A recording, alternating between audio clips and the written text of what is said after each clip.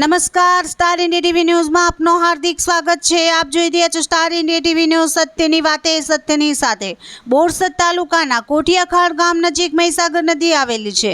ગઈકાલે ગણપતિ વિસર્જનના દિવસે મહીસાગર નદીમાં એક અજાણ્યા વ્યક્તિની લાશ મળી આવતા મચી ગયો ચકચાર।